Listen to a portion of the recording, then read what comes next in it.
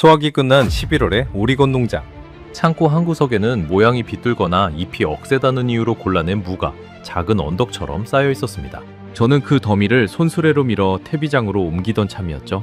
25년 동안 매년 가을마다 반복해온 너무나 익숙한 일이었습니다. 그때 며느리 지수가 부엌에서 뛰어나왔습니다. 그러더니 제 손수레를 두 팔로 막아서고는 흙 묻은 물을 끌어안듯 집어들었어요. 어머니, 이 좋은 걸 버려요? 우리 할머니는 무 하나로 겨울을 나셨어요. 저는 헛웃음이 나왔습니다. 흙도 안 떨어진 못난이 무, 잎은 질겨서 씹히지도 않을 그것을 좋은 거라뇨? 지수야, 그건 쓰레기야. 살리지도 않아. 며느리는 대답 대신 물을 하나를 안고 부엌으로 들어갔습니다. 저는 그날 그 애가 무슨 짓을 하려는지 짐작도 못했죠. 그리고 한 계절이 지났습니다. 이듬해 봄, 우리 농장 가판대에서 가장 먼저 동나는 물건이 무엇이었는지 아세요? 바로 그 버려질 뻔한 무로 만든 항아리 음식이었습니다. 손님들이 줄을 서서 사가고 이웃 농가들이 비법을 물으러 찾아왔어요. 한 해 2톤씩 흙에 묻던 무가 우리 농장을 살린 겁니다. 쓰레기로 취급받던 채소가 어떻게 마을의 자랑이 됐을까요? 평생 물을 길러온 제가 정작 물을 살리는 법은 왜 한국에서 온 며느리에게 배워야 했을까요? 그 놀라운 이야기를 지금부터 들려드리겠습니다. 영상 시작 전 구독과 좋아요로 대한민국의 미래를 응원해주세요. 제 이름은 캐슬린 모리스입니다. 미국 오리건주 윌레미 벨리라고 불리는 비옥한 골짜기에서 3대째 채소 농장을 운영하고 있죠. 할아버지가 처음 이 땅에 쟁기를 박은 게 1940년대였으니 우리 가족이 이 흙을 만진 세월만 80년이 넘습니다. 저는 그 흙에서 태어나 그 흙에서 자랐습니다. 어릴 적 아버지를 따라 무밭에 나가면 아버지는 늘 같은 말을 하셨어요. 캐슬린, 뿌리 채소는 정직하단다. 거짓말을 안 해. 흙이 좋으면 좋은 무가 나오고 흙이 나쁘면 나쁜 무가 나오지. 저는 그 말을 평생의 신조처럼 가슴에 새겼습니다. 특히 무에 관해서라면 저는 제가 이 골짜기에서 가장 잘한다고 자부했어요. 언제 씨를 뿌려야 뿌리가 단단하게 차오르는지, 비가 며칠 더 오면 무 속이 바람드는지, 서리가 내리기 전 며칠 안에 걷어야 아삭함이 살아있는지. 그건 책으로 배운 게 아니라 손끝과 무릎으로 익힌 25년의 감각이었습니다. 우리 농작물은 윌레미 벨리 일대에서 알아주는 물건이었어요. 주말마다 열리는 농산물 직거래장에 나가면 제 가판대 앞에는 단골들이 줄을 섰습니다. 저는 그 가판대를 관리하는 책임자이기도 했죠. 동네 농부들이 가져온 채소를 어떻게 진열하고 얼마에 팔지 제 손을 거치지 않는 게 없었습니다. 그런데 말입니다. 우리가 무를 어떻게 먹었는지 아세요? 미국 식탁에서 무가 오르는 자리는 사실 손바닥만 합니다. 얇게 저며서 샐러드에 색깔 내는 용도, 아니면 접시 가장자리에 장식으로 꽃 모양 깎아 올리는 정도. 가끔 피클로 담가 먹긴 했지만 그것도 식초에 푹 절인 새콤한 절임 한두 가지 뿐이었어요. 무 한 개를 사면 절반은 쓰고 절반은 냉장고에서 시들어가다 결국 버려지기 일쑤였죠. 손님들도 무는 어떻게 먹어야 할지 모르겠다는 말을 입에 달고 살았습니다. 그러니 농사를 짓는 입장에서도 무는 늘 골칫거리였습니다. 한 해 수확한 무 가운데 모양이 곱고 표면이 매끈한, 그러니까 마트 진열대에 올릴 만큼 예쁜 무는 절반 남짓이었어요. 나머지는 어땠을까요? 살짝 휘었거나 끝이 두 갈래로 갈라졌거나 잎이 너무 억세게 자란 것들. 맛이나 영양은 똑같은데 단지 보기 안 좋다는 이유로 못 파는 것으로 분류됐습니다. 저는 그것들을 매년 가을마다 손수레에 실어 농장 뒤편 퇴비장으로 보냈습니다. 한 해 그렇게 흙으로 돌려보내는 무가 어림잡아 2톤. 2톤이라는 무게가 실감 나시나요? 손수레로 수십 번을 날라야 하는 양입니다. 저는 그게 농사의 당연한 일부라고 여겼어요. 안 예쁜 건 못 팔고 못 파는 건 버린다. 그 단순한 공식에 단 한 번도 의문을 품은 적이 없었습니다. 그러던 어느 해 제 아들 데니얼이 색시를 데려왔습니다. 지수라는 이름의 한국 여자였어요.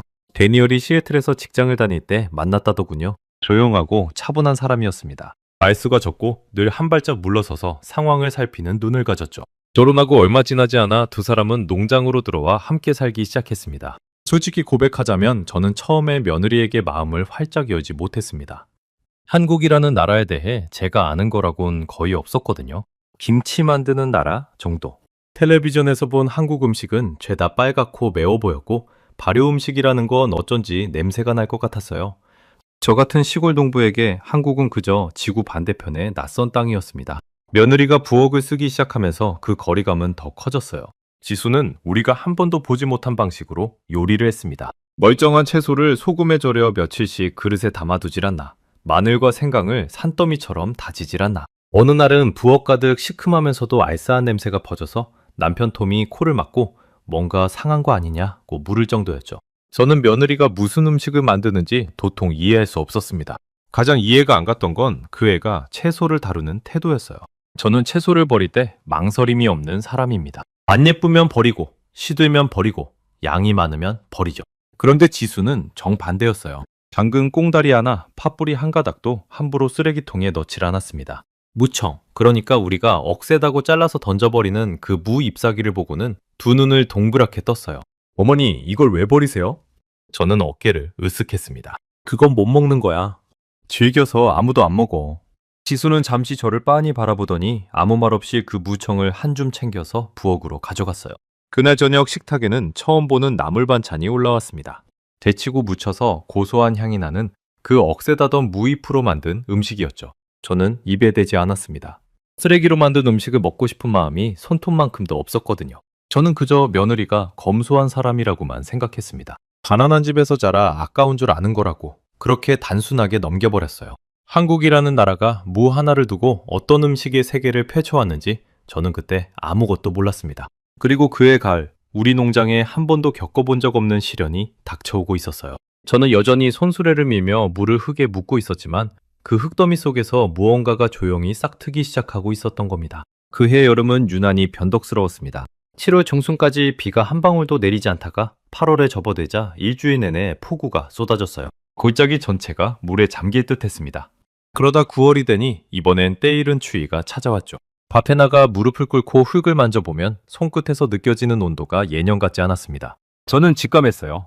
올해 무농사는 망쳤다는 것. 수확 처리되어 물을 뽑아보니 제 불길한 예감이 그대로 맞아떨어졌습니다. 비가 한꺼번에 쏟아진 탓에 속이 바람든 무가 수두룩했고 갑작스러운 추위에 뿌리가 제대로 굵지 못해 비틀린 것들이 사방에 널렸어요. 모양 곱고 매끈한, 그러니까 시장에 내다 팔 만한 무는 평소에 절반에도 못 미쳤습니다. 반대로 못 파는 무는 평소에 2배로 불어났죠. 저는 창고 바닥에 주저앉아 그 무더기를 멍하니 바라봤습니다. 작년까지만 해도 손수레 수십 번이면 끝나던 폐기 작업이 올해는 끝이 보이지 않을 만큼 쌓여 있었어요. 못난이 무가 산을 이루고 있었습니다. 문제는 단지 버릴 양이 많다는데 그치지 않았어요. 직거래장에 내다 팔 좋은 무가 줄어드니 당장 농장 수입이 곤두박질쳤습니다. 매주 가판대에 서서 손님을 맞던 제가 그해 가을엔 진열할 물건조차 변변치 않았어요. 단골들이 올해 무는 왜 이렇게 작아요? 하고 물을 때마다 저는 어색하게 웃으며 변명을 늘어놓아야 했습니다. 자존심이 깎여나가는 기분이었죠. 거기에 폐기 비용까지 겹쳤습니다. 미국에선 농장에서 나오는 채소 쓰레기도 그냥 아무데나 버릴 수가 없어요. 양이 많으면 처리 비용이 듭니다. 버릴 무가 2배로 늘었으니 나가는 돈도 2배가 된 셈이었죠. 파는 것보다 버리는데 돈이 더 들어가는 가을이라니. 농사 25년에 이런 적은 처음이었습니다. 어느 날 밤 저는 부엌 식탁에 가계부를 펼쳐놓고 한참을 들여다봤습니다. 남편 톰이 옆에 앉아 커피를 홀짝이며 한숨을 쉬었어요. 캐슬린, 이대로 가다간 올겨울 나기가 빠듯하겠어. 저는 펜을 내려놓고 관자놀이를 꾹꾹 눌렀습니다. 머릿속이 숫자로 가득 차 어지러웠어요. 들어올 돈은 줄고 나갈 돈은 느는데 답이 보이질 않았습니다. 평생 흙만 만지며 살아온 제게 흙이 등을 돌리는 애는 이렇게나 막막한 거였어요. 바로 그 무렵이었습니다. 며느리 지수가 움직이기 시작한 게 어느 토요일 아침 지수가 픽업 트럭을 끌고 어딘가에 다녀오더니 트럭 짐칸에서 커다란 항아리들을 끙끙대며 내렸습니다. 갈색의 묵직한 옹기 항아리. 한국 식료품점에서 구해왔다더군요. 2팔로 겨우 안을 만큼 큰 항아리가 5개나 됐어요.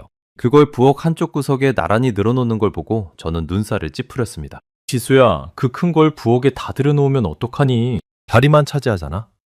지수는 항아리를 정성스레 닦으며 차분하게 대답했어요. 어머니, 곧 쓸 때가 있어요. 그러더니 그 애는 창고로 갔습니다. 제가 퇴비장으로 보내려고 쌓아둔 못난이 무더미 앞에 서더니 소매를 걷어붙이고 물을 한 알음씩 안아 나르기 시작했어요. 뒤틀린 무, 갈라진 무, 잎이 억센 무. 제가 쓰레기라고 부른 바로 그것들을요.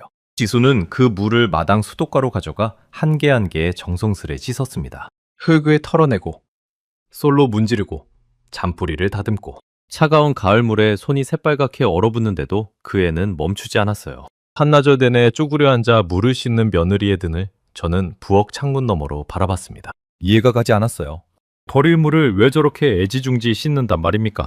저는 답답한 마음에 마당으로 나가 한마디 했습니다. 지수야, 그거 버릴 거라니까. 헛수고하지 마. 지수는 고개를 들어 저를 올려다봤습니다. 그러고는 조용하지만 단단한 목소리로 말했어요. 어머니, 버릴 거 아니에요. 살릴 거예요. 살린다. 그 한마디가 묘하게 가슴에 와 박혔지만 저는 곧 고개를 저으며 부엌으로 돌아왔습니다. 그날 저녁 톰이 부엌에 들어왔다가 항아리들을 보고 펄쩍 뛰었어요. 물을 소금물에 절이고 마늘과 쪽파를 썰어 넣는 며느리를 보며 톰은 어이없다는 듯 헛웃음을 터뜨렸습니다. 지수야, 너 지금 쓰레기로 음식 만드는 거니? 그 무는 우리가 못 판다고 버린 거야. 그걸 사람이 먹는 음식에 쓴다고? 저도 옆에서 거들었습니다. 톰 말이 맞아. 그건 사람 먹을 게 못 돼. 괜히 배탈 나면 어쩌려고. 지수는 우리 두 사람을 번갈아 보더니 아주 짧게 미소를 지었어요. 화내지도 변명하지도 않았습니다. 그저 하던 일을 묵묵히 계속할 뿐이었죠. 물을 차곡차곡 항아리에 담고 소금물을 붓고 쪽파와 마늘과 생강과 무언가 알 수 없는 재료들을 넣고 마지막으로 항아리 뚜껑을 덮으면서 그 애가 혼잣말처럼 중얼거렸습니다. 우리 할머니가 그러셨어요. 좋은 음식은 시간이 만드는 거라고. 저는 그 말의 뜻을 알아듣지 못했습니다. 항아리에 물을 담고 뚜껑을 덮어둔다고 무슨 음식이 된단 말입니까? 그냥 썩어서 더 고약한 쓰레기가 될 뿐이라고 생각했죠. 저는 그 5개의 항아리가 부엌 구석을 차지하고 있는 게 역마뜩잖았습니다. 그렇게 항아리들은 부엌 구석에 자리를 잡았습니다. 하루, 이틀, 사흘. 시간이 흐르면서 부엌엔 미묘한 냄새가 감돌기 시작했어요. 시큼하면서도 어딘가 알싸하고 묘하게 시원한 향. 톰은 그 냄새가 날 때마다 인상을 썼지만 저는 어쩐지 코끝을 스치는 그 향이 처음만큼 거북하지 않다는 걸 느꼈습니다. 그리고 그 항아리 안에서 제가 평생 흙에 묻어온 무들이 전혀 다른 무언가로 변해가고 있었습니다. 저는 그 사실을 며칠 뒤 한 그릇의 국물을 마주하고서야 알게 됩니다. 항아리들이 부엌 구석에 자리 잡고 며칠이 지났습니다. 처음 2, 3일 동안 항아리에서는 보글보글 작은 소리가 났어요. 며느리가 뚜껑을 살짝 열어보면 표면에 자잘한 거품이 올라와 있었습니다. 지수는 그 거품을 보고 잘 익고 있다며 흐뭇하게 웃더군요. 저는 그게 음식이 상하는 신호가 아닐까 의심스러웠지만 그 애의 표정이 하도 평온해서 차마 말을 못했습니다. 며칠 더 지나자 지수는 항아리 5개를 모두 농장 뒤편 서늘한 헛간으로 옮겼어요. 낮은 온도에서 천천히 익혀야 국물이 맑고 시원해진다고 했습니다. 더운 데서 급하게 익히면 맛이 텁텁해진다나요?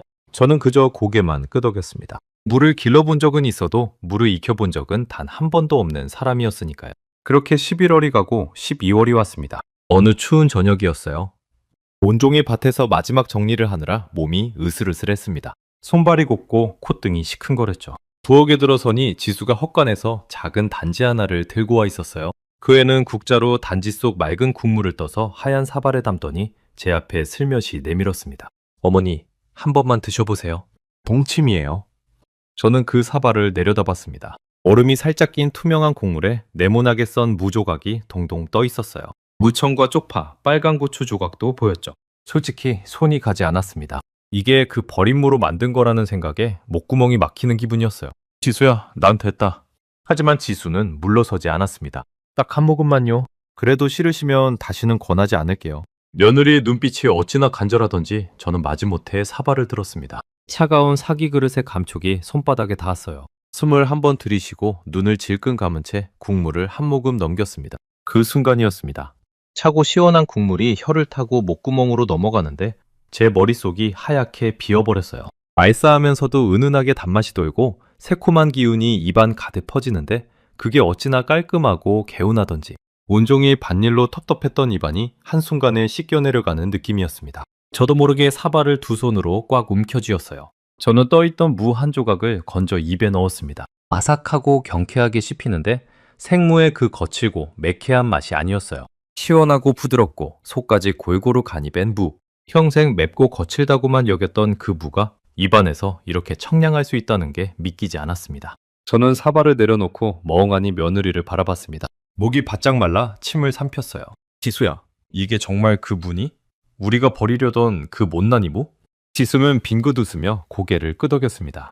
네, 어머니. 헛간에 쌓아두셨던 그 무예요.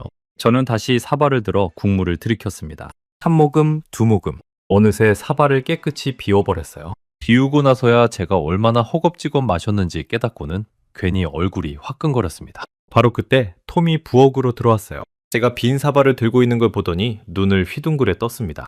캐슬린, 당신 그걸 마신 거야? 쓰레기 무로 만든 걸? 저는 대답 대신 지수에게 손을 내밀었습니다. 한 사발 더 줄 수 있겠니? 톰의 입이 떡 벌어졌어요. 25년을 함께 산 남편이 그렇게 놀란 표정을 짓는 건 처음 봤습니다. 지수는 두 번째 사발을 떠주면서 이번엔 작은 접시 하나를 더 내왔어요. 노랗게 물든 무 조각들이 가지런히 담겨 있었습니다. 이건 단무지예요. 어머니, 이것도 드셔보세요. 저는 노랑 무 한 조각을 집어 입에 넣었습니다. 그러자 또 한 번 놀라고 말았어요. 아삭아삭, 동치미와는 또 다른 단단하고 경쾌한 식감. 새콤달콤하면서도 깊은 맛이 혀끝을 감쌌습니다. 짭짤하지도 시지도 않은 묘하게 중독되는 맛이었어요. 저는 손이 가는 대로 두 조각, 세 조각을 연달아 집어 먹었습니다. 이건 또 어떻게 만든 거니? 지수가 설명해 줬어요. 단무지는 물을 소금에 절여 물기를 빼고 쌀겨 같은 재료에 묻어 오래 삭히면 이렇게 노랗게 익으면서 단단하고 새콤한 맛이 든다고요. 동치미가 시원한 물김치라면 단무지는 아삭한 절임이라고 했습니다. 한국에서는 둘 다 무로 만드는 대표적인 저장 음식이라더군요. 저는 그제야 깨달았습니다. 며느리가 헛간에 옮겨놓은 그 항아리들 속에서 제가 25년간 흙에 묻어온 무들이 전혀 다른 음식으로 다시 태어나고 있었다는 걸요. 그날 밤 저는 잠이 오지 않았습니다. 침대에 누워 천장을 바라보는데 자꾸만 그 시원한 동치미 국물 맛이 떠올랐어요. 그리고 머릿속에 한 가지 질문이 맴돌았습니다. 미국 식탁에서 보는 기껏해야 샐러드 장식이나 새콤한 절임 한두 가지가 전부였습니다. 그런데 한국에서는 무 하나로 시원한 동치미를 담그고 아삭한 단무지를 만들고 무청까지 데쳐서 나물로 무쳐 먹는다고 했어요. 같은 무인데 어쩜 이렇게 다른 음식의 세계가 펼쳐질 수 있단 말입니까? 저는 무를 기르는 법은 이 골짜기 누구보다 잘한다고 자부해왔습니다. 흙과 물과 햇빛에 대해서라면 25년에 자신이 있었어요. 그런데 정작 그 무를 어떻게 먹고 어떻게 살려내는지에 대해서는 저는 어린아이만도 못했던 겁니다. 이튿날 아침 저는 부엌으로 내려가 헛간을 향했습니다.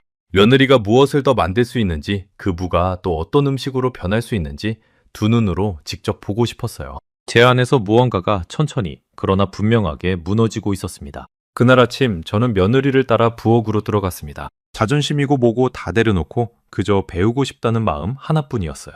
지수야, 무 하나로 또 뭘 만들 수 있니? 처음부터 끝까지 다 보여주렴.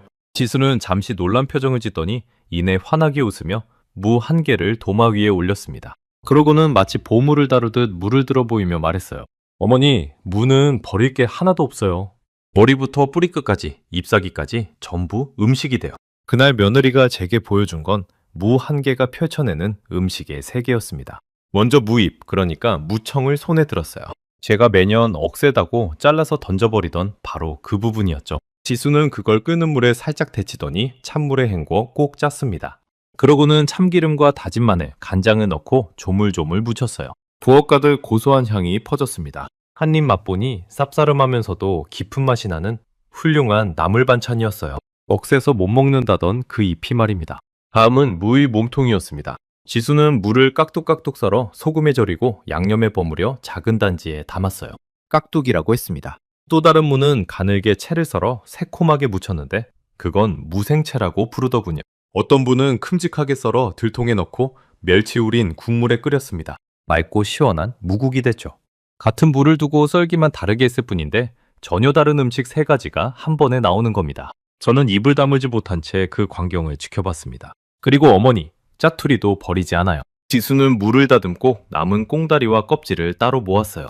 그걸 다른 채소 짜투리와 함께 냄비에 넣고 푹 끓이더니 맑은 채소를 우려냈습니다. 국이나 찌개에 밑국물로 쓴다더군요. 저는 그동안 무 짜투리를 그냥 퇴비통에 던져 넣었는데 그게 사실은 깊은 맛을 내는 육수 재료였던 겁니다. 저는 도마 옆에 놓인 무 한 개를 멍하니 바라봤습니다. 그 하나에서 동치미, 단무지, 깍두기, 무생채, 무국, 무청나물, 그리고 채수까지. 손가락으로 꼽다가 그만뒀어요.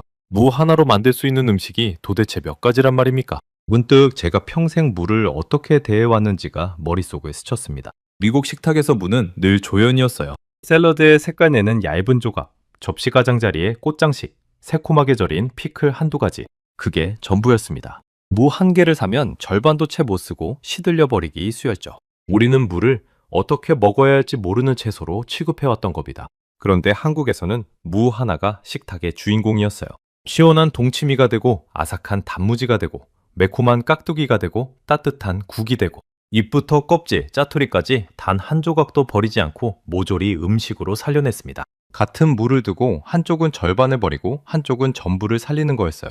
그날 저녁 지수는 제게 발효의 원리를 차근차근 들려줬습니다. 생무는 오래 두지 못한다고 했어요. 통째로 둬도 시간이 지나면 바람이 들고 껍질을 깎거나 썰면 2, 3일 안에 물러버린다고요. 실제로 저도 냉장고에 넣어둔 무가 나흘, 닷새면 시들어 못 쓰게 되는 걸 숱하게 봐왔습니다.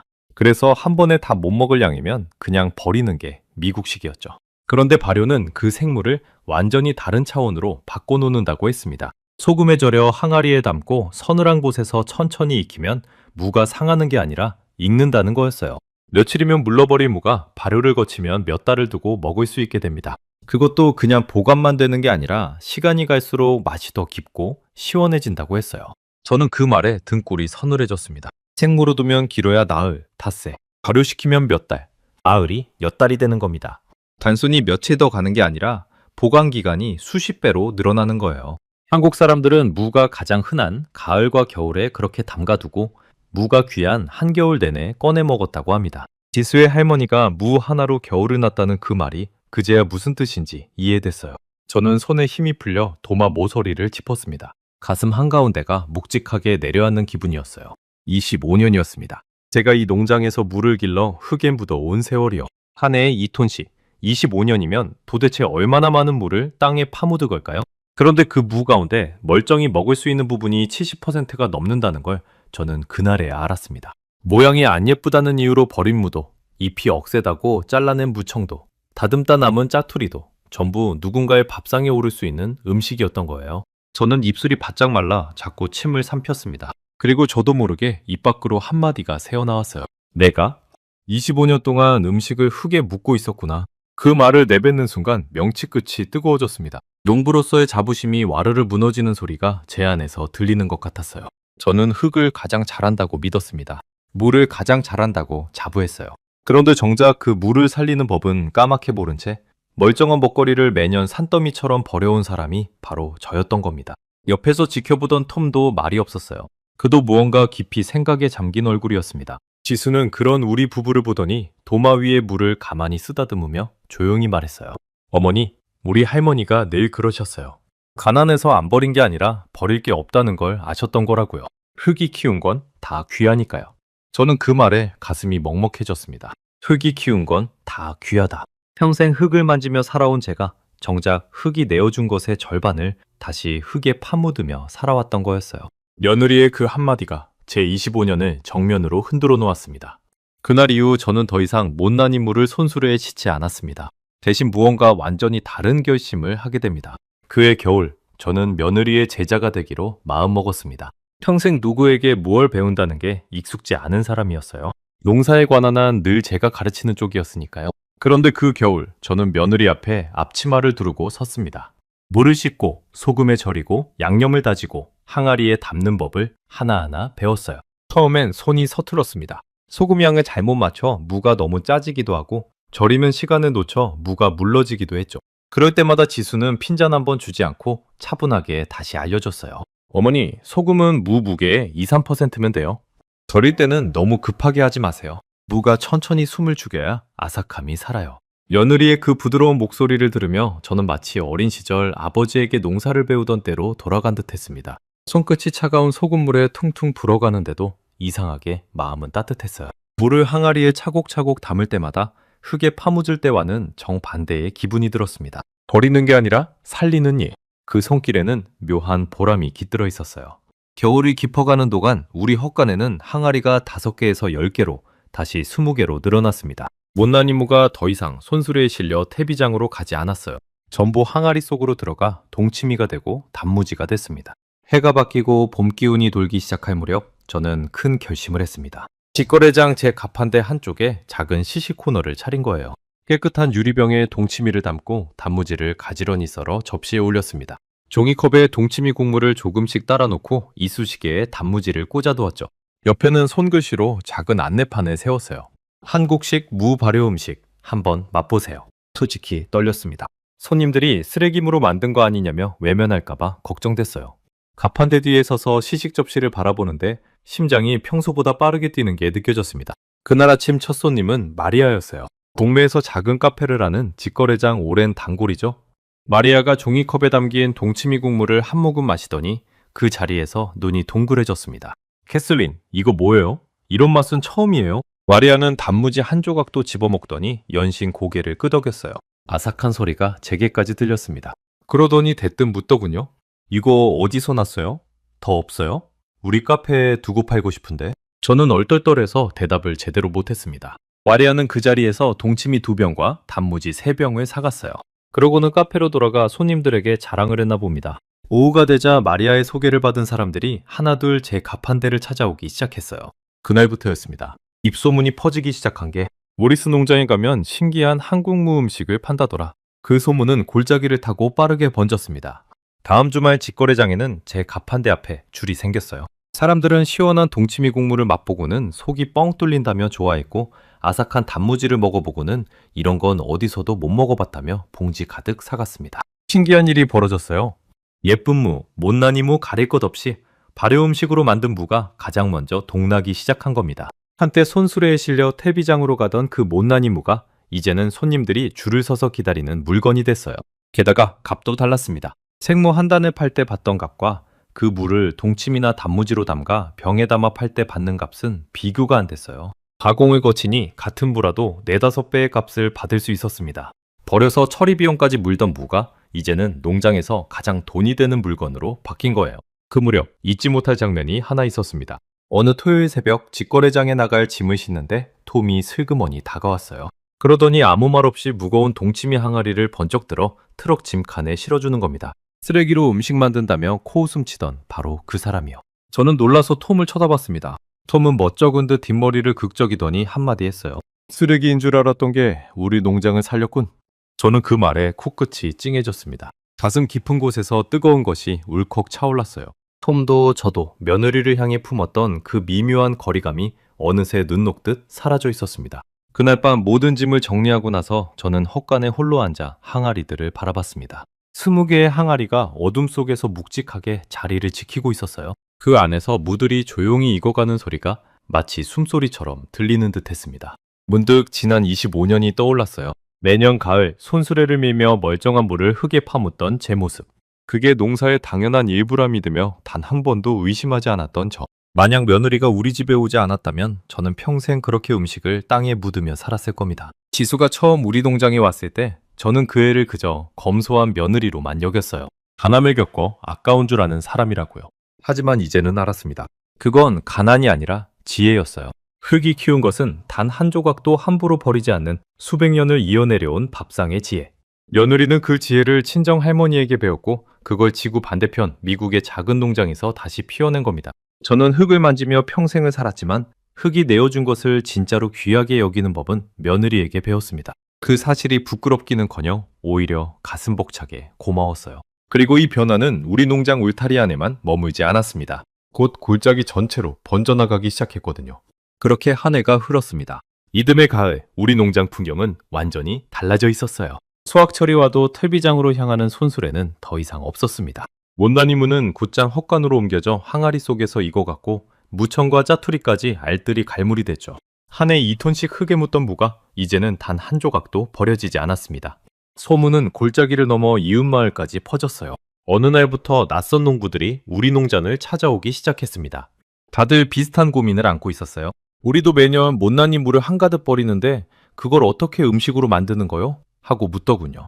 저는 그들을 헛간으로 데려가 항아리를 보여주고 며느리에게 배운 발효법을 하나하나 일러줬습니다. 무구개의 2-3% 소금으로 절이는 법, 서늘한 곳에서 천천히 익히는 법, 무청을 데쳐 나물로 무치는 법까지요. 제가 누군가를 가르치는 입장이 됐지만 사실 그 모든 건 며느리에게서 나온 지혜였습니다. 저는 그 지혜를 전하는 다리 역할을 했을 뿐이에요. 이웃 농가들이 하나둘 발효 음식을 만들기 시작하자 골짜기 전체에서 버려지던 못난이 무가 눈에 띄게 줄었습니다. 직거래장에는 동치미와 단무지를 파는 가판대가 여러 생겨났어요. 손님들은 골짜기를 한국식 무음식으로 유명한 동네라고 부르기 시작했습니다. 그러던 어느 날 지역 농업 잡지의 기자가 우리 농장을 찾아왔어요. 버려지던 무의 부활이라는 제목으로 기사를 쓰고 싶다고 했습니다. 기자는 헛간에 들어선 항아리들을 둘러보며 연신 감탄했어요. 그리고 제게 물었습니다.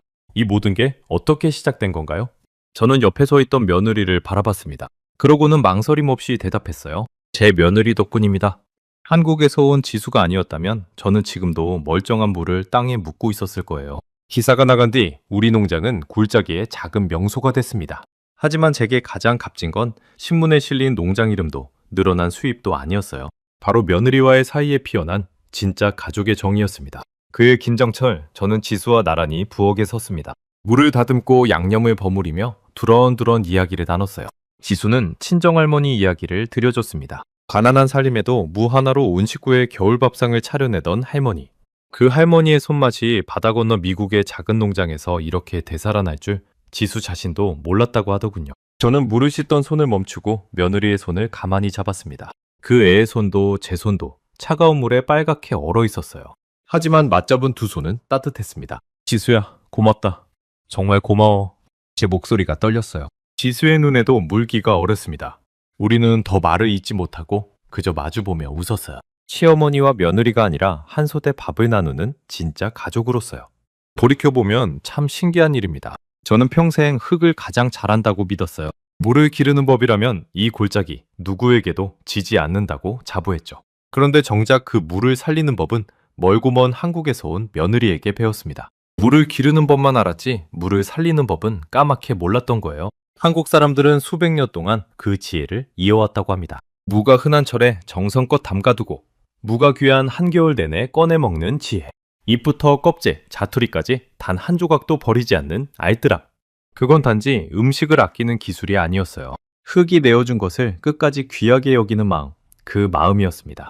요즘 세상은 너무 많은 걸 버립니다. 모양이 안 예쁘다고 버리고, 조금 시들었다고 버리고, 다 못 먹을 것 같다고 버려요. 미국의 식탁에서 가장 많이 버려지는 게 바로 과일과 채소라고 하더군요. 그런데 한국의 밥상은 정반대였습니다. 남이 버리는 것에서 가치를 보는 눈, 흔할 때 갈무리에, 귀할 때 나누는 지혜. 어쩌면 그것이야말로 한국의 밥상이 수백 년을 살아낸 진짜 힘이 아닐까요? 저는 이제 물을 흙에 묻지 않습니다. 대신 항아리에 담아 살려냅니다. 그리고 그 항아리를 들여다볼 때마다 두 손으로 물을 끌어안으며 어머니, 이 좋은 걸 버려요? 라고 묻던 며느리의 목소리가 떠올라요. 그 한마디가 제 25년을 바꿔놓았습니다. 그리고 우리 골짜기를, 우리 가족을 바꿔놓았어요. 남이 쓰레기라 부르는 것에서 보물을 알아보는 눈. 흙이 키운 것을 단 한 조각도 허투루 여기지 않는 마음. 저는 그 귀한 지혜를 바다 건너에서 온 한국인 며느리에게 배웠습니다. 그리고 이제는 제가 그 지혜를 이웃에게 또 다음 세대에게 전하고 있어요. 저는 다음 시간에도 전 세계를 놀라게 할 대한민국의 이야기로 다시 찾아뵙겠습니다. 감사합니다.